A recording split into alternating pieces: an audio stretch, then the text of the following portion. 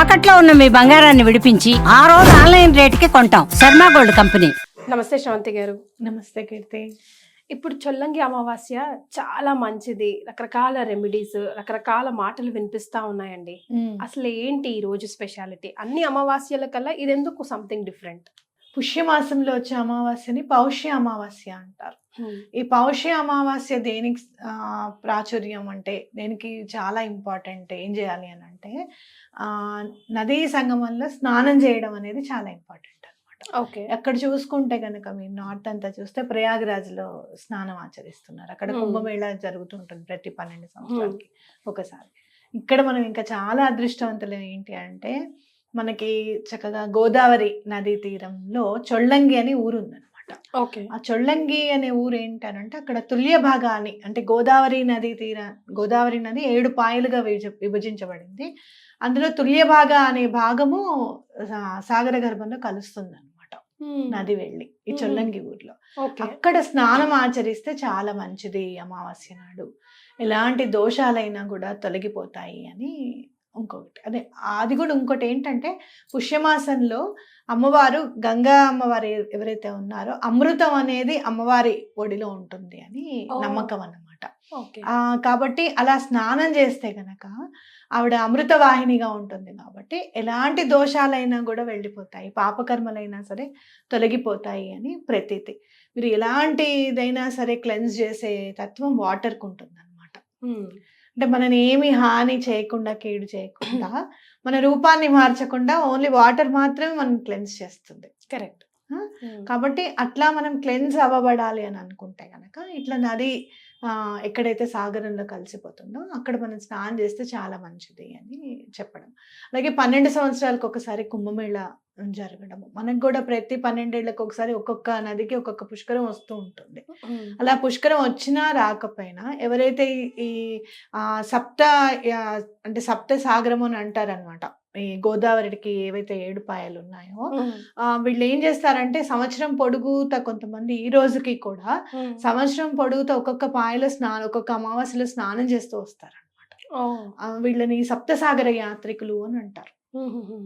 ఈ చొల్లంగి అమావాస్య నాడు ఏం చేస్తారు అని అంటే, ఇక్కడ స్నానం ఆచరిస్తారు, చొల్లంగిలో స్నానం ఆచరిస్తారు అనమాట. అయితే అంటే పాపాలు పోవడానికి కానివ్వండి, పితృదేవతలు ఏమైనా జాతకాల్లో దోషాలు ఉన్నాయి అని అంటే కూడా అలాంటి దోషాలన్నీ కూడా నివృత్తి చేయబడుతుంది అని ఖచ్చితంగా చెప్పుకోవచ్చు. అలాగే ఈ అమావాస్యనే మౌని అమావాస్య అని కూడా అంటారు అనమాట. అంటే ఇక్కడ మనకు అర్థమైంది ఏంటి అని అంటే, మనం చక్కగా స్నానం చేసిన తర్వాత భగవంతుడి ధ్యానంలో ఉండాలి ఆ రోజు అనేది మనకు అర్థమవుతుంది. అలాగే మీరు ఏం చేసినా కూడా నెక్స్ట్ డే నుంచి మాఘమాసం కాబట్టి మీరు ఏం చేయాలనుకున్న ఇంపార్టెంట్ పాయింట్స్ ఏమైనా మీ జీవితంలో ఇప్పటి వరకు మొదలు పెట్టేవి ఏమైనా సరే ఆగిపోతున్నాయి. కొంతమంది ఇల్లు కట్టుకుందాం అనుకుంటారు, ఆగిపోతూ ఉంటుంది. వివాహం చేయాలనుకుంటూ ఉంటారు, మంచి సంబంధం రావట్లేదు. అలాంటి వాటన్నిటికీ కూడా ఆ దోషాలన్నీ నివృత్తి అయిపోయి, ఈ సంవత్సరం మాకు ఈ కోరిక తీరితే కనుక నెక్స్ట్ వచ్చి మేము చొల్లంగిలో స్నానం ఆచరిస్తాము అని చెప్పి ఒక చెంబులో నీళ్లు తీసుకొని ఆ నీళ్లు చూస్తూ కనుక మీరు కోరుకుంటే ఎటువంటి పరిస్థితుల్లోనూ ఆ కోరిక నెరవేరుతుంది. ఓకే. మీరు ఎక్కడన్నా గంగమ్మ కాశీకి వెళ్ళారనుకోండి, మీకు ఏమైనా ప్రాబ్లం ఉందనుకోండి, ఆ గంగని చూస్తూ ఆ ప్రాబ్లం చెప్తే ఎటువంటి పరిస్థితుల్లోనూ ప్రాబ్లం సాల్వ్ అవుతుంది. చెప్పిన వెంటనే వితిన్ 1 month లోపల సాల్వ్ అయినవి చాలా ఉన్నాయి. 3-4 days సాల్వ్ అయ్యేవి ఉన్నాయి. నేను ఇదే మాట కాశీకి వెళ్ళినప్పుడు నాకు చెప్పినప్పుడు నేను దండం పెట్టుకున్నాను. అలా విజయవాడలో ఒక పని ఉండింది అనమాట. చాలా బాధ పెడుతూ ఉండింది ఆ పని నన్ను. ఈ బిజీ షెడ్యూల్ అయినా సరే మార్నింగ్ వెళ్ళి నైట్ వచ్చి మళ్ళీ నెక్స్ట్ డే మార్నింగ్ వెళ్ళిన సందర్భాలు కూడా ఉన్నాయి. అలా వెళ్ళినప్పుడు అక్కడ కృష్ణమ్మ ఎవరైతే ఉంది గంగమ్మే కదా అంది కదా, అక్కడ కృష్ణమ్మకి దండం పెట్టుకొని పని అయ్యేటట్టు చూడమ్మా ఖచ్చితంగా అని అనుకుంటే ఆ నెక్స్ట్ డే వెళ్ళినప్పుడు ఆ వర్క్ కంప్లీట్ అయింది. చాలా ఆనందం అనిపించింది అనమాట. అట్లా మనకి ప్రత్యక్షంగా దైవం ఏదన్నా ఉంది కనబడుతున్నాయి అంటే సూర్యచంద్రులు, ఈ నది సముద్ర తీరాలే అన్నమాట. మనకి ఖచ్చితంగా కరెక్ట్గా కనబడేది భగవంతుడు ఉన్నాడు అని చెప్పి.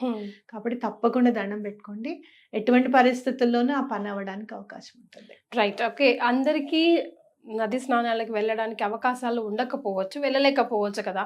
అలాంటి వాళ్ళకి ఏమైనా ప్రత్యామ్నాయ మార్గాలు ఉన్నాయా?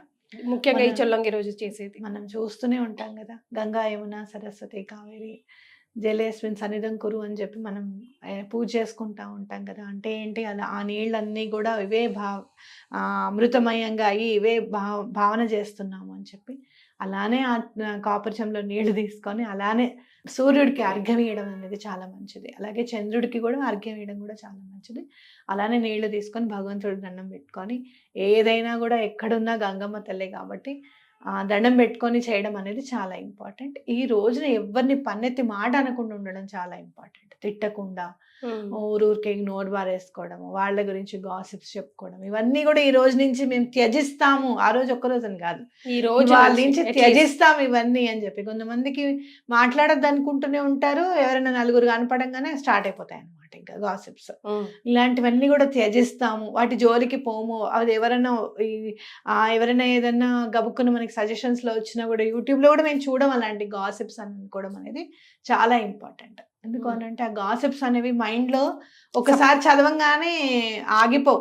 ఇదిట ఇలాగుట అని ఇంకొకళ్ళకి చెప్తాం మన ఇంట్లో వాళ్ళకే, అవునా ఏం లేదంటే రాశారు మేము చదివాం అన్నట్టు. అవునా కాదు, మేము విన్నాం, మేము చూసాం వీడియో అని అంటాం. ఏదో మనం నిజంగానే చూసినట్టుగా భావించేస్తాం అన్నమాట. కాబట్టి అలాంటి వాటికి దూరంగా ఉంటాము అని చెప్పి దండం పెట్టుకోవడం అనేది కూడా చాలా ఇంపార్టెంట్. మనం అనుకుంటాం కానీ ఈ చిన్న చిన్న కరెక్షన్స్ పెద్ద పెద్ద ఇంపాక్ట్ మనకు తెలియకుండా లాంగ్ రన్ లో ఇస్తూ ఉంటాయి కదండి. చాలా లైఫ్ లో చిన్న చిన్న చేంజెసే కాబోలు, ఎదుటి వాళ్ళని హర్ట్ చేయకపోవడం, మనకి బాధ అనిపిస్తే సైలెంట్ గా అలా ఉండిపోవడము, అవి కూడా చిన్న చిన్న చేంజెస్ చాలా ఇంపార్టెంట్. మనం అనుకుంటాం ఏముంది లేదు దాంట్లో అని అనుకుంటాము. నేను చూసాను కొన్ని అంటే కొన్ని అంతకుముందు చిన్న అంటే టైం లేకపోవడం వల్ల, లేకపోతే ఓవర్లుక్ చేయడం వల్ల అలా వెళ్ళిపోతే, అలా కాదు అప్పుడు అలా చేసాం కదా, ఇది ఇలా చేయకుండా ఇలా చేసుకుంటూ వెళ్దాం అని చెప్పి ఒక్కొక్కటి మార్పు చేసుకుంటూ వస్తే, ఒక్కటి మనం ఎంత డిసిప్లైన్డ్గా ఉంటే మన లైఫ్ అంత డిసిప్లైన్ అంత స్ట్రైట్ లైన్లో వెళ్ళిపోతూ ఉంటుంది అనమాట. Correct. Right. Thank you so much అండి. నమస్తే.